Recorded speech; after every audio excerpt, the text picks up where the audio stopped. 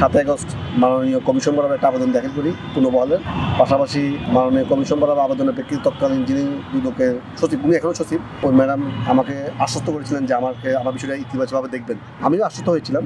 এখন পর্যন্ত আমি ওই আবেদনের কোনো রেজাল্ট পাইনি। দ্বিতীয়ত যে বিষয়টা, আমার এই আপনার আমি 5 ফেব্রুয়ারি 2024 মানে এই গত বছরের 5 ফেব্রুয়ারিতে আমি আমার যে রিট পিটিশন দায়ের করি, ওই রিট পিটিশনে আমি একটা রুল পাই। ওই রুলের এগেইনস্টে কমিশন লিফট আপিল করে 6 ফেব্রুয়ারি। তো আলহামদুলিল্লাহ 5 আগস্ট পরে ওই লিফট আপিলটা মাননীয় কমিশন প্রত্যাহার করে দিয়েছেন, যার কারণে আমার রুলের বহাল আছে। তো রুলের আলোকে এবং 7 আগস্টের যে আবেদন, পাশাপাশি মহামান্য অ্যাপিলেট ডিভিশনের যে 12 দফা চূড়ান্ত বিধির বৈধতার ক্ষেত্রে, ওই 3টার আলোকে আমি মাননীয় কমিশন বরাবর আমি আবেদন করেছি যে আমাকে কোনোভাবে চাকরিতে মানববৃত্তি বিবেচনায় রিভিউ করা যায় কিনা। কারণ আপনার জানেন আমার চাকরি তো খেয়েছে কমিশন, আমার চাকরি তারা মহামান্য অ্যাপিলেট ডিভিশন বা হাইকোর্টে খায়নি। কমিশন চাইলে মানবিকভাবে এই জিনিসগুলো রিভিউ করে বিবেচনা করতে পারে। তো কমিশন যখন 7 আগস্টের কোনো দরখাস্ত কোনো প্রেক্ষাপটে পাচ্ছি না, তখন আমি 18 ডিসেম্বরে আমি মাননীয় চিফ অ্যাডভাইজার বরাবর আমি আবেদন করি। ইতিমধ্যে যে আবেদনের মিডিয়ার যে আপনি দেখেছেন, আমি বলবো যে আমি আশাবাদী, মাননীয় কমিশন থেকে আমি আশাবাদী অর্থে যে কমিশন আমার এই জিনিসগুলো বিবেচনা করবে এবং নতুন কমিশন আসবে। এই কমিশনকে বলবো আমি বৈষম্যমূলক কমিশনের কনসিকুয়েন্স একটা কমিশন। কারণ যদি 5 আগস্ট না হতো তাহলে আমরা হয়তো এই কমিশন পেতাম না, আগে কমিশনের পদ থাকতো। তো আমি কমিশন যেহেতু বৈষম্যমূলক নিরোধক একটা কমিশন, তো আমি কমিশনের নিকট আবেদন করবো যে আমি যে চরম বৈষম্য শিকার, তারা এই বিষয়টা মূল্যায়ন করবে, নাহলে বৈষম্য থেকে যায়। জনপ্রশাসন বলেন সব জায়গায় সবাই কোনো না কোনোভাবে তারা সিস্টেমে বা একটা মাধ্যম তারা ঢুকে গেছে, কিন্তু আমি আজকে 6 মাস হয়ে হলো আমি কিন্তু জয়েন করতে পারিনি। বা আমি আশ্বস্ত হইনি যে আমাকে কবে জয়েন করতে পারবো।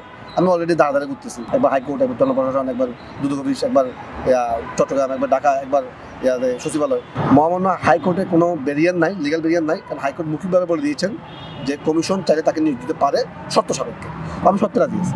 কমিশনকে তো কোর্ট বলে দিয়েছে যে anti corruption commission may register the petitioner in his service on condition to withdraw the writ petition filed by হিম।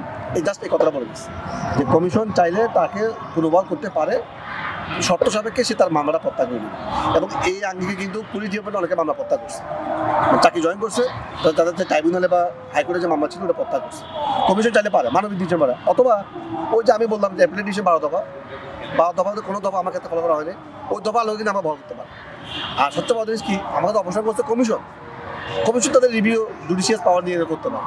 এত আর এমন না যে আমার বিষয়টা নিয়ে আমার হাইকোর্ট থেকে কোনো ধরনের এম্বার্গো আছে, ওরা তো বলে, ওনারা হাইকোর্ট থেকে অলরেডি লিগাল অবজেকশন বলেই দিচ্ছে। এখন মাননীয় কমিশন জিনিসটা বল ওনাদের কোর্টে আছে, ওনারা যদি মানবিক দিক বিবেচনা করে আমাকে বল করতে পারে, কোনো বল করতে পারে। আমি এটাই আশা করি।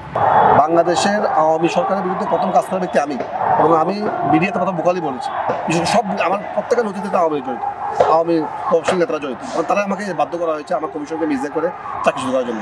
তো আমি এই আঙ্গিকে আমি বলবো যে দুদকের বর্তমান যিনি চেয়ারম্যান মহোদয় আছেন, উনি তো আওয়ামী কর্তৃক শোষণের শিকার। তো ওনার সাথে আমার একটা সফট কর্নার আছে, একটা ফেলো ফিলিংস আছে। ওই আলোকেই বলতে পারি যে আমাকে উনিরা যদি ওই সফট কর্নার দিক বিবেচনা করে যে আমাকে নেওয়া হয়, যে বৈষম্য জিনিসটা যদি উল্লেখ করা হয়, তাহলে আলাদা বৈষম্য নিরসন এখানে নিরূপণ হবে। আর আমিও এটা চাচ্ছি এবং দেশের জনগণ এটা চাচ্ছে।